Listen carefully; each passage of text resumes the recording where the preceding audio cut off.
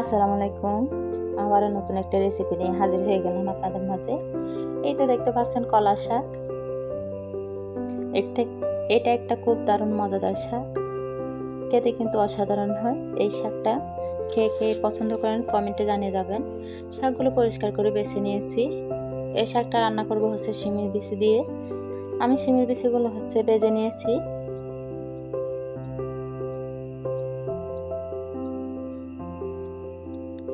এই শাকটা রান্না করার জন্য আমার যা যা লাগবে আমি এখানে সব কিছু নিয়ে নিয়েছি। শাকগুলো চিকন চিকন করে কেটে নিয়েছি। শিমের বিচিগুলো পরিষ্কার করে নিয়েছি। কাঁচামরিচ কেটে নিয়েছি, রসুন কেটে নিয়েছি, পেঁয়াজ নিয়ে এসেছি, চিংড়ি মাছ নিয়ে নিলাম, চাউলের গুঁড়া নিয়ে নিলাম,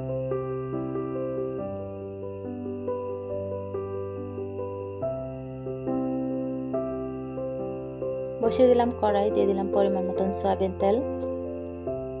তেলটা গরম হয়ে এসেছে, এখন দিয়ে দিলাম রসুন কুচি, পেঁয়াজ কুচি, কিছুক্ষণ নেড়ে ছেড়ে ভেজে নেব।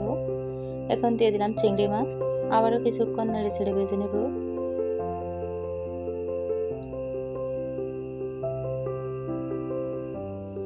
এখন দিয়ে দিলাম হলুদের গুঁড়া, পরিমাণ মতন লবণ, আবারও নেড়ে ছেড়ে কিছুক্ষণ কষিয়ে নেব।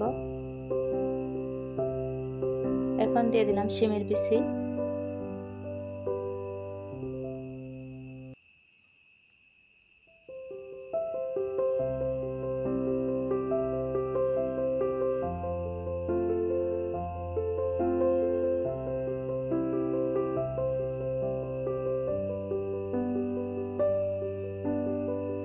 এখন দিয়ে দিব চাউলের গুঁড়া গুলিয়ে রেখে পানি দিয়ে, এটা দিয়ে দিলাম। এটা দেওয়ার পর কিছুক্ষণ পর পর নেড়ে দিতে হবে যেন তলায় লেগে না যায়। এখন দিয়ে দিলাম শাক,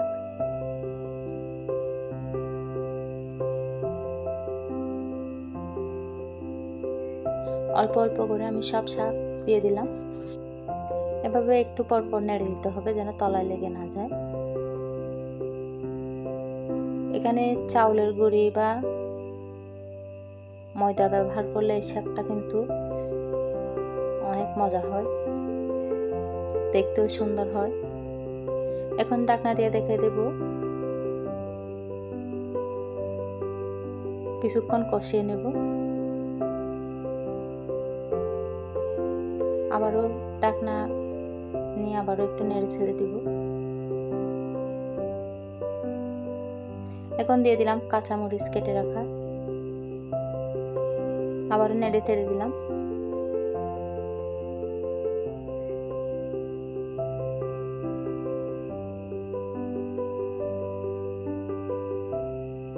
প্রায় আমার শাকটা হয়ে এসেছে।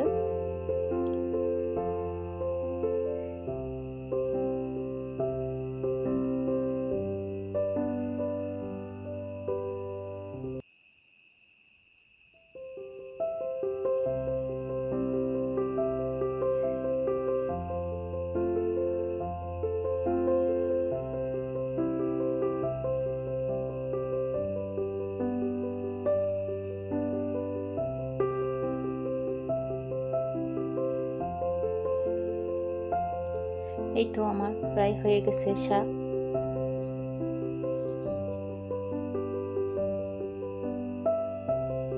আমার ভিডিওটি দেখার জন্য অসংখ্য ধন্যবাদ। আমার ভিডিও যদি আপনাদের ভালো লাগে অবশ্যই লাইক, কমেন্ট, শেয়ার, সাবস্ক্রাইব করে দেবেন। আল্লাহ হাফেজ।